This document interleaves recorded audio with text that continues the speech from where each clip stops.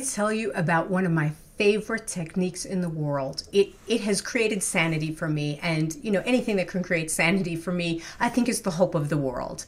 It's a technique that I created for myself, called the Inspired Self Dialogues. And I'm going to walk you through it, and I want you to practice this. I want you to practice this while we're doing this video together, okay? So the purpose of this exercise is basically to recognize that even though you have a lot of fears or concerns, or you feel bad about yourself, or you feel limited, that there is another intelligence in you, that there is another voice in you, that you think that the voice you're hearing that's telling you, oh, you're limited, it's never going to work, that's all there is. But at any single second, you could listen to another voice in you, that voice in you that is unlimited, the voice in you that knows the truth, the voice in you that loves you, the voice that's creative. It's all in there, and it's a practice learning how to do it.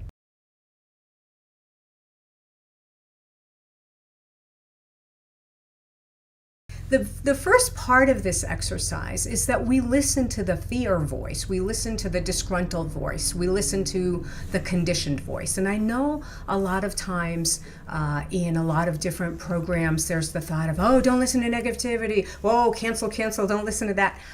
I found it helpful for me to hear my own negativity, to start recognizing it, to start hearing what it was saying, and to start hearing the tone of it, so that I could identify it, so that I could suddenly go, oh, that's that voice. I'm hearing that voice. The more I started familiarizing myself with it, the more I started knowing, oh, it's a voice, it's a perspective, it's a point of view. It's not the truth, right? So it's very helpful to start to know your own limiting voice, right? Even it's not fun, but it is helpful. So let's play with this. Let's pretend that you had an idea of something you want to do, something you dream of doing, or a way you want to feel, or something that, in a relationship you want to feel, or in your career you want to feel, or a calling you want to pursue, or whatever's going on for you, right? Like a desire you really want. Let's pretend you're thinking about that, and you're thinking about, I'm going to believe in this. I'm going to take a step. I'm going to do it, right? To think about that. What is fear telling you? I want you to get in touch right now. We're going to just do this together. You're going to just do this for a minute or two on the video. I'm going to stop the video so that you'll actually do it, or I'm going to stop talking for a little bit. You can turn it off. And I basically just want you to write what your fear voice is saying. So a lot of times I've done this at retreats. I do this at an Unleash Your Calling retreat, and people will have come up with, I want to be a writer, I want to travel the world, I want to take space and time, right? Like they'll have a desire. And so then they'll get in touch with their fear voice, and that will say, this is unrealistic, this is idiotic, remember in 1978 when you failed, remember, you're old by the way, it'll go on and on, remember what your mother said about you, and you always think you can do things. You know this voice, unfortunately. Let it out. I know it's painful. I know it's hard. I know it can be frustrating, but that voice is having free reign in your head anyway, so it's worth getting it out on paper. Just do this literally for maybe 2 minutes. If you're really, really on a roll and you think it's important, keep going, but I'm going to ask you to just do this for 2 minutes, to just write it out. Don't answer it. Don't get positive with it. Don't edit it. If you're doing the exercise correctly, you will feel like crap. That's how you know you're doing it totally right. So let's just play with it, just experiment. I'm going to stop right here, and then I'm going to come back so that you'll do this.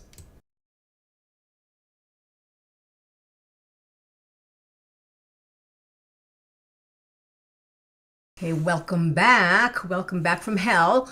If you've done this correctly, welcome back from like, oh my God, why am I listening to this woman? Now I feel even more like crap. It's job security. Now you'll hire me. No, I'm totally teasing. So you did that exercise. Thank you. That's really, really brave to do it. Thank you. So we're going to do something with it now. I want you to imagine that you are now listening to a voice of strength inside you, a voice of guidance inside you, a voice of love, incredible love. Almost like if you could imagine that you were speaking to the best coach on the planet, or that you were speaking to the most loving voice you could possibly ever imagine. So some of you may have a spiritual path, that you may believe in God, or you might believe in the universe or spirit or Jesus or grandmother moon or whoever, whatever you call it. If that's an access for you, or the angels, if that's an access for you, use that. Some of you may have had a really loving parent, a really loving father that believed in you and was your cheerleader. You might have had an amazing professor who told you great things about yourself. You may have had a friend that really believes in you. There might be somebody in history that you could imagine, speaking to you, like somebody, a role model that you believe in, or a character in a movie, a character in a book. Sometimes what I tell my students in classes often is, if you can't think of somebody or something, or a presence of love, a presence of positivity, then imagine what you would say to your own best friend. Imagine what you would say to your best friend, or to your child, to someone you loved, to someone you wanted the whole world for. I want you to make up this voice. I want you to imagine it. For some of you, this may be natural. God bless you. Yay! For a lot of us, it will feel like we're making it up. When I first started doing this, it felt like a phony. I felt like, oh, great, you are so pathetic. You have to listen to voices in your head now and make them up. But I use this technique, and it has saved my life. And it is worth every second of practice, I assure you.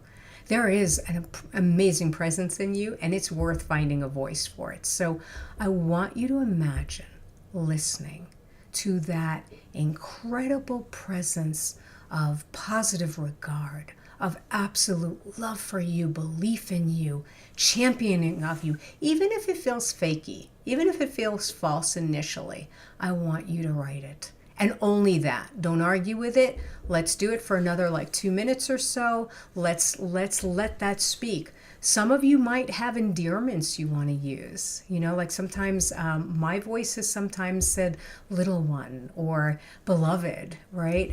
That's beautiful if that's true for you or natural for you. I always tell a story. I had a client years ago, and he was a really rough motorcycle guy. He was really cool. He was a dude.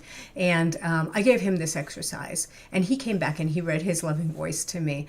And at first, and he read it, and it kept saying, hey, asshole, hey, asshole. And at first I thought, maybe he didn't do the exercise right.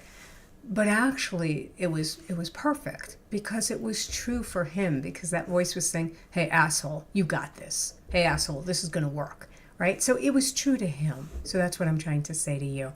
Play with this, make it up, have fun. I promise you it won't kill you. Let's take another 2 minutes, or maybe even 3 minutes. Go longer with this if you can. Do it. Just do it now while we're in the energy. Don't think about it. Do it now. I'm going to turn this video off. I'll come back.